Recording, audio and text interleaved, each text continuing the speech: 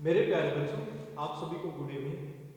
आज की जो हमारी कंसेप्ट है, हम यहाँ स्टडी करेंगे वर्क डन इन ए क्लोज पाथ। यानी कि क्लोज पाथ में कैसे कोई टेस्ट चार्ज पार्टिकल है वो मूव करता है और उसके ऊपर जो टोटल वर्क डन है वो कितना रहेगा, उसकी हम लोग यहाँ बात करेंगे। फिर हम लोग यहाँ पोटेंशियल ग्रेडियंट के नाम से टॉपिक होता है, उसको हम लोग यहाँ स्टडी करेंगे। और relation between electric field intensity and potential gradient के नाम से ये टॉपिक है। फिर हमारा टॉपिक होगा यहाँ electric potential due to and electric dipole. तो चलिए सबसे पहले हम लोग बात करते हैं work done in moving a test charge in a closed path. वर्क डन in moving a test charge in a closed path। देखिए, हम लोग कंसिडर करते हैं यहां कोई एक्सटर्नल इलेक्ट्रिक फील्ड है जिसकी डायरेक्शन है इस तरफ, और आप क्या करते हो, एक टेस्ट चार्ज पार्टिकल आप लोगों के पास क्यों नॉट, उसको आप एक बार मूव करवाते हो पॉइंट ए से पॉइंट बी की तरफ। और देखिए, जब हम उस टेस्ट चार्ज पार्टिकल को पॉइंट ए से पॉइंट बी की तरफ मूव करवाएंगे तो उस टाइम पे आप इसको डिस्प्लेसमेंट दोगे along the direction of electric field. तो इस दौरान जो वर्क डन होगा, कौन से फोर्स के कारण, इस इलेक्ट्रिक फील्ड के कारण जो फोर्स होगा उस टेस्ट चार्ज पार्टिकल पे, और वो फोर्स जो रहेगा वो F वेक्टर हम लोगों के पास होगा क्यू नॉट इनटू E के इक्वल। तो work done by the electrostatic force, तो यहां इस कंडीशन के अंदर जो वर्क डन है हम लोगों के पास वो E vector dot dx vector.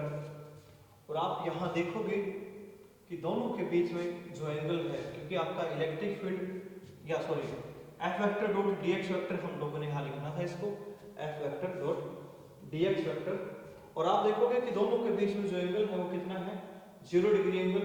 और 0 डिग्री एंगल के टाइम पे आप लोगों को पता है हम लोग यहां लिखेंगे F dx cos 0 डिग्री, और cos 0 डिग्री 1, तो यानी कि रिजल्ट आ जाएगा F dx।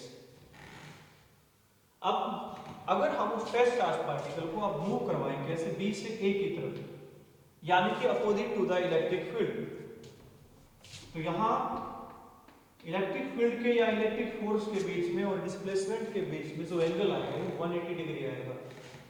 तो मैंने पहले वर्क डन लिखा W1 से dW1 से, अब हम वर्क डन लिखते हैं dW2 से, और dW2 हम लोगों के पास आ जाएगा work done by repulsive force F vector dot dx vector is equal to, अब फोर्स और डिस्प्लेसमेंट एक दूसरे के अपोजिट है, और अपोजिट होने पर जो एंगल आ जाता है वो 180 डिग्री आता है। तो ये रिजल्ट आ जाएगा F dx cos 180 degree, cos 180 degree हम लोगों के पास -1, तो ये वर्क डन आ जाएगा -F dx।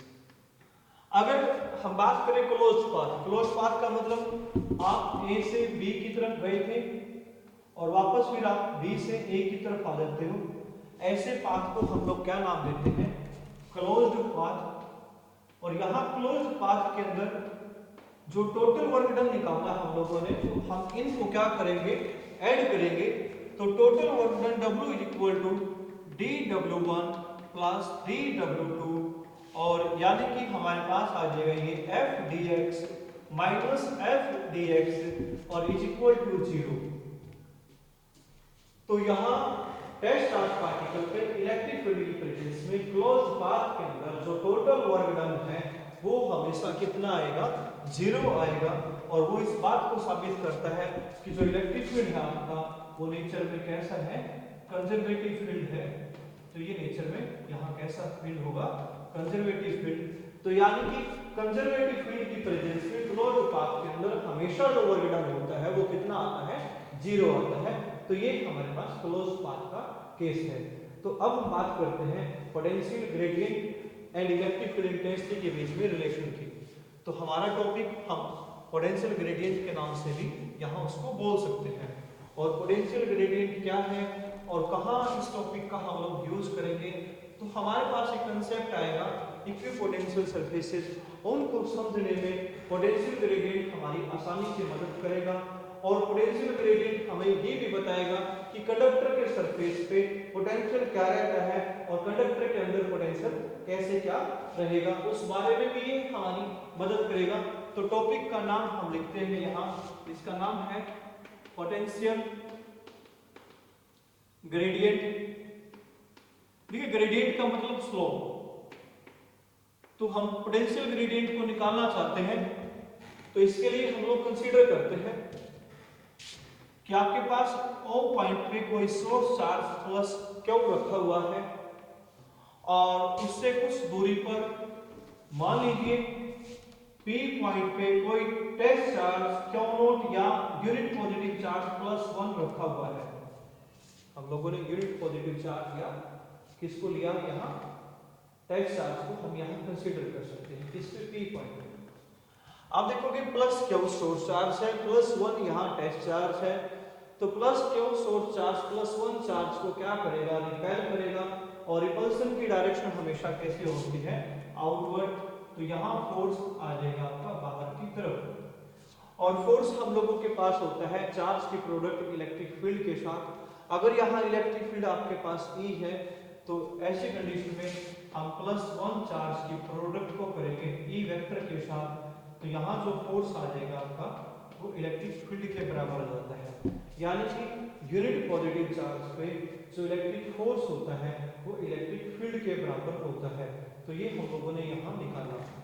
अब मान लीजिए मैं इस +1 चार्ज को अगेंस्ट द इलेक्ट्रिक फोर्स क्या करता हूँ, मूव करवाता हूँ, तो और वो भी P से Q की तरफ बाय गिविंग डिस्प्लेसमेंट dr, कितना डिस्प्लेसमेंट देके, dr डिस्प्लेसमेंट देके। और मान लीजिए आपके पास जो OP है वो किसके बराबर था, r के बराबर। अब आप देखोगे कि डिस्प्लेसमेंट इस तरफ है, फोर्स उस तरफ है, दोनों एक दूसरे के अपोजिट हैं, इसलिए इनके बीच में यहाँ एंगल कितना हुआ, 180 डिग्री का एंगल हुआ। तो यहाँ जो वर्क डन आएगा हम लोगों के पास dw, और ये होगा हम लोगों के पास F vector dot dr vector. F के और dr के बीच में एंगल है 180 डिग्री, तो इसलिए ये हो जाएगा F dr cos 180 degree. cos 180 degree हम लोगों के पास होता है -1 के इक्वल, तो इसलिए आ जाएगा -F dr। अब फोर्स आपका किसके ऊपर था, यूनिट पॉजिटिव चार्ज के ऊपर, और जो कि इलेक्ट्रिक फील्ड के इक्वल है, तो ये रिजल्ट आ जाता -E dr। और देखिए यूनिट पॉजिटिव चार्ज के ऊपर जो वर्क डन रहेगा वो किसके बराबर होता है, पोटेंशियल डिफरेंस के बराबर होता है। और ये वर्क डन 2 पॉइंट के बीच में था, P और Q पॉइंट के बीच में, इसलिए पोटेंशियल डिफरेंस dV के बराबर हुआ। तो हम लोगों ने work done on unit positive charge बराबर लिखा पोटेंशियल डिफरेंस dV, जो कि किसके बराबर आ जाता है, -E dr के बराबर आ जाता है। और यहाँ से आप लोग निकालते हो कि जो dV/dr है वो negative of the electric field है। और आप लोगों ने 11th क्लास में स्टडी किया था कि किसी क्वांटिटी के डिवाइड में अगर लेंथ आती है, डिस्टेंस आती है, तो हम लोग उसको बोलते हैं ग्रेडियंट। तो यहाँ पोटेंशियल के डिवाइड में क्या आई है, डिस्टेंस आई है, तो इसलिए इसको क्या नाम दिया जाएगा, पोटेंशियल ग्रेडियंट नाम दिया जाएगा। और आपका जो पोटेंशियल ग्रेडियंट है ये एक वेक्टर क्वांटिटी रहेगा जो कि इक्वल है negative of the electric field intensity. तो अगर हमारे से कोई डेफिनेशन पूछे कि व्हाट इज पोटेंशियल ग्रेडियंट, तो हम लोग कहेंगे potential gradient is a vector quantity which is equal to the negative of the electric field intensity, जो कि किसके इक्वल है, negative of the electric field intensity. तो इसका मतलब पोटेंशियल ग्रेडियंट की जो SI यूनिट है वो वही SI यूनिट रहेगी जो इलेक्ट्रिक फील्ड की SI यूनिट है। और आप लोगों को बताया गया था एक बार कि जो इलेक्ट्रिक फील्ड की एक SI यूनिट आएगी वोल्ट पर मीटर। देखिए पोटेंशियल की SI यूनिट वोल्ट, डिस्टेंस की मीटर, तो इस तरीके से इलेक्ट्रिक फील्ड की एक यूनिट हो सकती है वोल्ट पर metre. This is also the SI unit of electric field. अब हम बात करें कि पोटेंशियल की यहाँ इंपॉर्टेंस क्या है इस पोटेंशियल ग्रेडियंट की। ये मान लीजिए आपके पास कोई स्फेरिकल सरफेस है, कंडक्टिंग स्फेरिकल सरफेस, और आप लोगों को पता है कि किसी भी कंडक्टर के अंदर जो इलेक्ट्रिक फील्ड होता है वो कितना होता है, 0 होता है। तो कंडक्टर के अंदर इलेक्ट्रिक फील्ड कितना हुआ, 0। तो इसलिए इसका जो पोटेंशियल ग्रेड है वो किसके बराबर हुआ, 0 के बराबर। अब पोटेंशियल ग्रेडियंट 0 के बराबर है, तो ऐसी कंडीशन में हम लोग क्या कहेंगे कि जो V होगा वहां क्या रहेगा, कांस्टेंट। क्योंकि जब किसी क्वांटिटी का जो चेंज है वो 0 के बराबर हो तो इसका मतलब वो क्वांटिटी क्या होती है, कांस्टेंट। तो इसका मतलब इस कंडक्टर के अंदर पोटेंशियल क्या है, कांस्टेंट है, भले ही इलेक्ट्रिक फील्ड कितना हो, 0 हो। तो पोटेंशियल क्या रहेगा इस कंडक्टर के अंदर, कांस्टेंट रहेगा, भले ही यहाँ इलेक्ट्रिक फील्ड की वैल्यू कितनी है, 0 वैल्यू है। और कंडक्टर के सरफेस पे पोटेंशियल हमेशा कांस्टेंट रहता है, क्योंकि V आपका जो निकाला हम लोगों ने K/R निकाला है, और R जब तक कांस्टेंट रहेगा तब तक आपका सरफेस पे जो पोटेंशियल है वो क्या बना रहेगा, कांस्टेंट बना रहेगा। तो फिर आपका एक टॉपिक आएगा इक्विपोटेंशियल सरफेस के नाम से, वहां हम इस टॉपिक के बारे में और बात करेंगे। तो चलिए अब अगले टॉपिक की बात करते हैं जिसका नाम है electric potential due to an electric dipole, यानी कि डाइपोल के कारण हम लोगों ने फाइंड आउट करना है किसको, इलेक्ट्रिक पोटेंशियल को। तो हमारे टॉपिक का नाम है इलेक्ट्रिक या इलेक्ट्रोस्टैटिक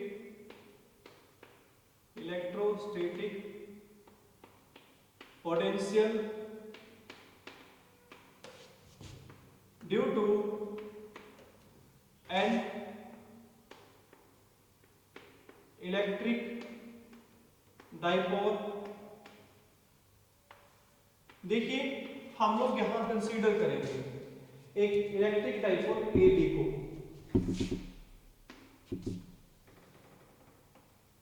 हम लोगों ने यहां माना कि हमारे पास जो AB है वो एक इलेक्ट्रिक डाइपोल है, और आप लोगों को पता है कि A पॉइंट पे कौन सा चार्ज होगा, माइनस क्यू चार्ज, और B पॉइंट पे कौन सा चार्ज रहेगा, प्लस क्यू चार्ज, और O पॉइंट को हम बोलते हैं डाइपोल का सेंटर। मान लीजिए ये O पॉइंट है, this is the centre of the electric dipole. और आप लोग क्या मानते हो कि जो 2D है वो क्या है, डाइपोल लेंथ, डाइपोल लेंथ। तो आप लोगों को पता है O से लेकर A तक भी D बचेगा और O से लेकर B तक भी D बचेगा, तो हम लिखेंगे OA बराबर है OB बराबर है किसके, D के। OA क्योंकि टोटल 2D है हम लोगों के पास, इसलिए OAD है, ये भी कितना है हमारे पास, D के, OB भी हमारे पास D के बराबर है। अब हम लोग एक ऑब्जर्वेशन पॉइंट P को कंसीडर करते हैं, और उस ऑब्जर्वेशन पॉइंट का जो पोजीशन वेक्टर है वो किसके साथ एंगल बनाता है, डाइपोल मोमेंट के साथ। क्योंकि डाइपोल मोमेंट जो होता है वो वेक्टर क्वांटिटी होता है जिसकी डायरेक्शन माइनस क्यू से प्लस क्यू की तरफ हम लोग कंसीडर करते हैं। तो हम लोगों ने यहाँ P पॉइंट को ऑब्जर्वेशन पॉइंट कंसीडर किया जिसका पोजीशन वेक्टर यानी कि R वेक्टर डाइपोल मोमेंट के साथ थीटा एंगल को बनाएगा।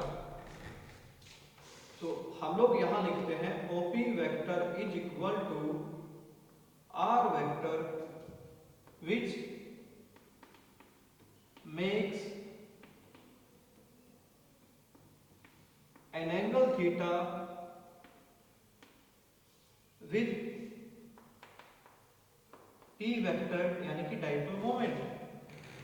अब देखिए हम लोग आगे क्या करें, AP एंड BP को ज्वाइन कर दें।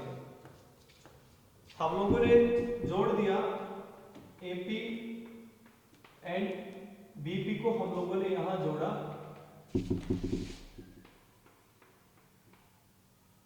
अब ना तो मुझे AP के बारे में पता है और ना ही BP के बारे में पता है। We do not know about AP and BP।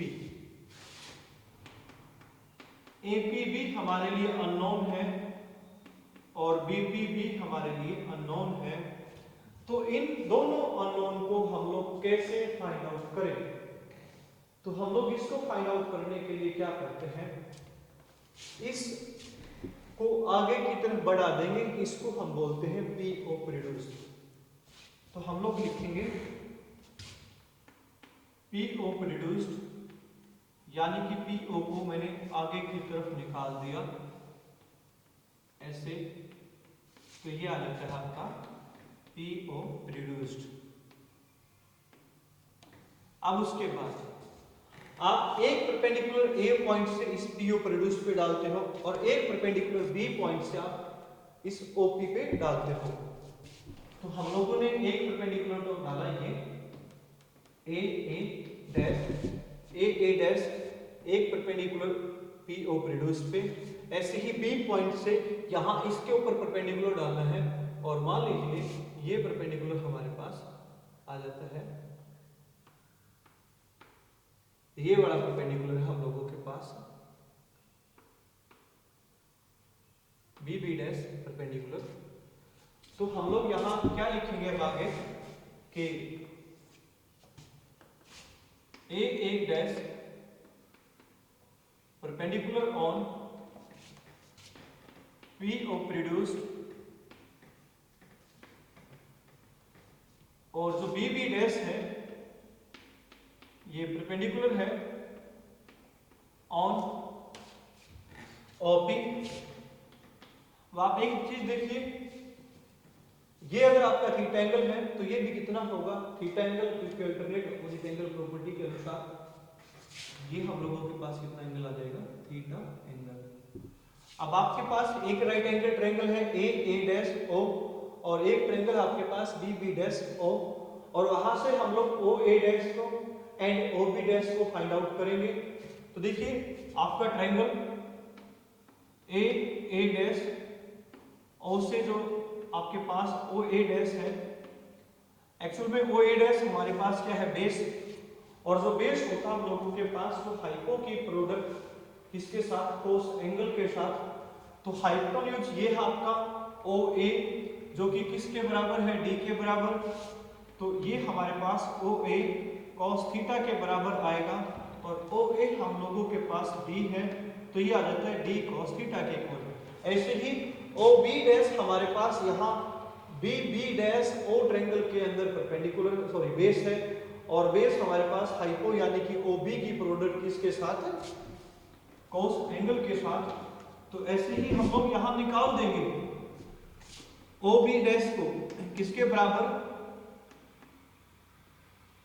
OB into cos theta, और OB हमारे पास D के बराबर है, तो ये आ जाएगा D cos थीटा के बराबर।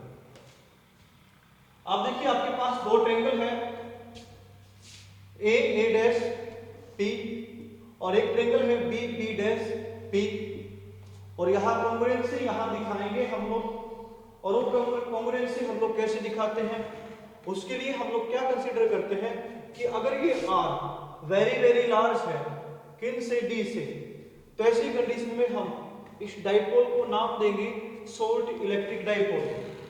तो देखिए हम लोग क्या कंसीडर करते हैं, if R is very large than D, तो डाइपोल कैसा आपका, डाइपोल इज सोल्ट,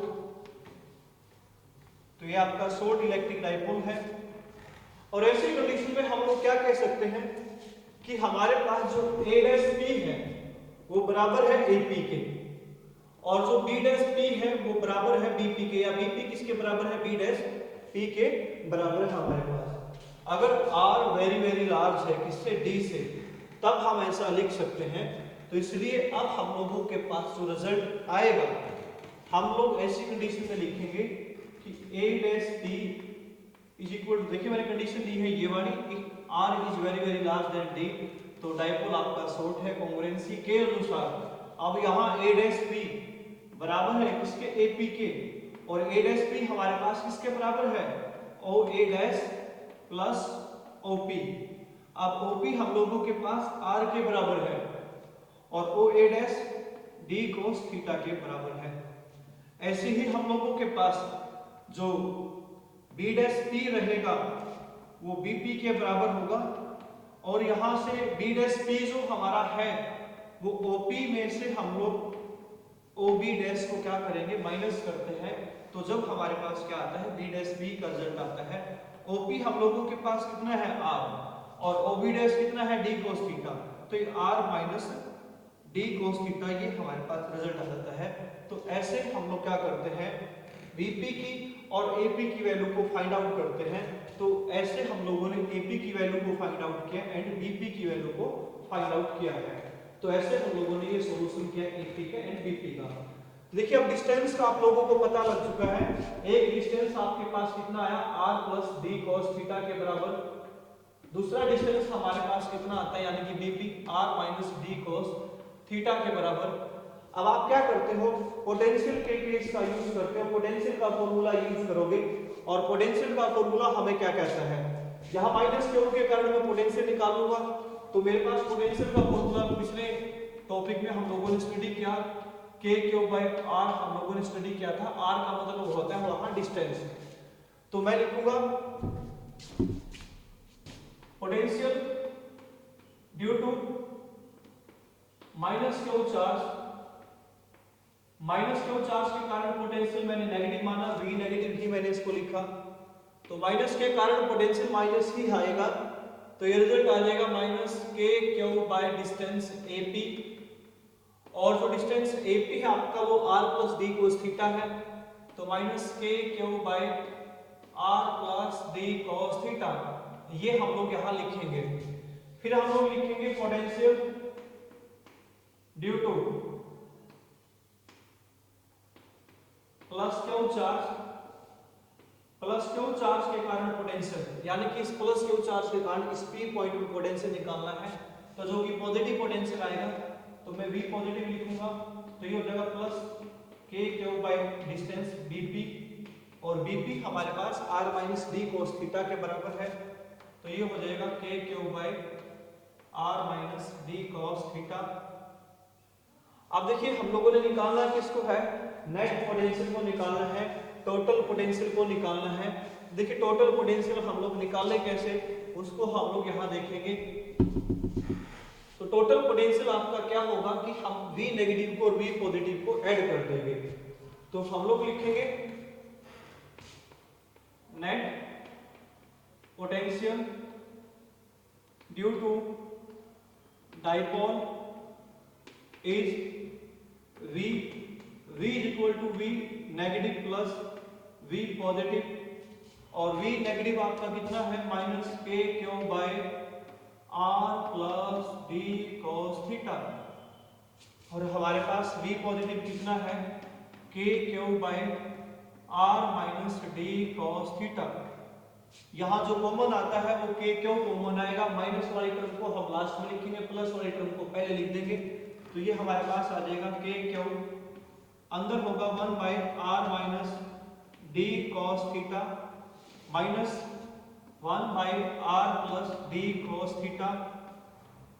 और देखिए ये आपका जो रिजल्ट है, ये a माइनस बी है, ये a प्लस बी है, तो आप यहाँ एलसीएम नीचे लोगे तो a square minus B square ये एलसीएम आ जाएगा, यानी कि तो ये रिजल्ट आ जाएगा के क्यू, और देखिए यहाँ आपका r plus D cos theta, और ये यहाँ जाएगा माइनस के साइन के साथ, तो इसलिए हो जाएगा minus r plus D cos theta, और नीचे डिवाइड में लिखा जाएगा r square minus D square cos square theta.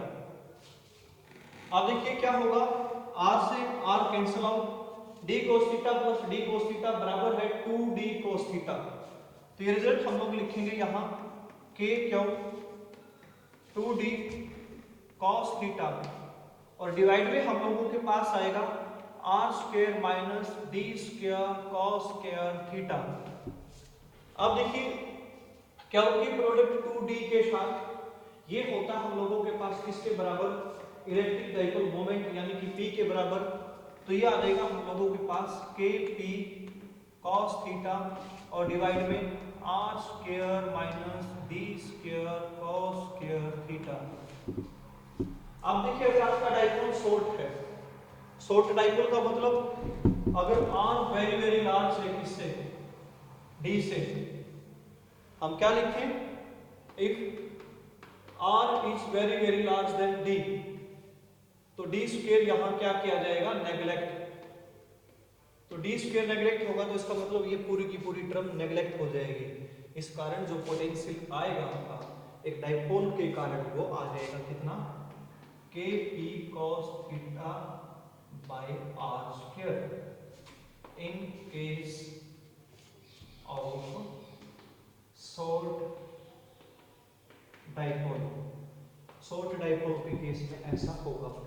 अब अगर हम इसके स्पेशल केस की बात करें, स्पेशल केस हमारा क्या रहेगा उससे संबंधित अगर हम लोग बात करें, देखिए स्पेशल केस हमें क्या कहता है, अगर आपका पी पॉइंट होता प्लस टू वाली साइड की तरफ, यानी कि पी पॉइंट में इस तरफ लेता, तो हमारे पास हम लोग कहते हैं जैसे ये आपका इलेक्ट्रिक डाइपोल ए बी है और ये प्लस क्यू चार्ज होता है, यहाँ माइनस क्यू चार्ज, और मैंने पी पॉइंट इस तरफ लिया, यानी कि आपका आर वेक्टर भी इस तरफ है, डाइपोल मोमेंट भी इस तरफ है, दोनों के बीच में एंगल कितना हुआ 0 डिग्री, और आपका कोस 0 डिग्री कितना होता है 1 होता है। तो ऐसी कंडीशन में पोटेंशियल जो आपका एक्सियल लाइन पे ही आएगा, और पोटेंशियल यानी कि एक्सियल लाइन पे पोटेंशियल हमारे पास हो जाएगा किसके बराबर, के पी बाई आर स्क्वायर के बराबर।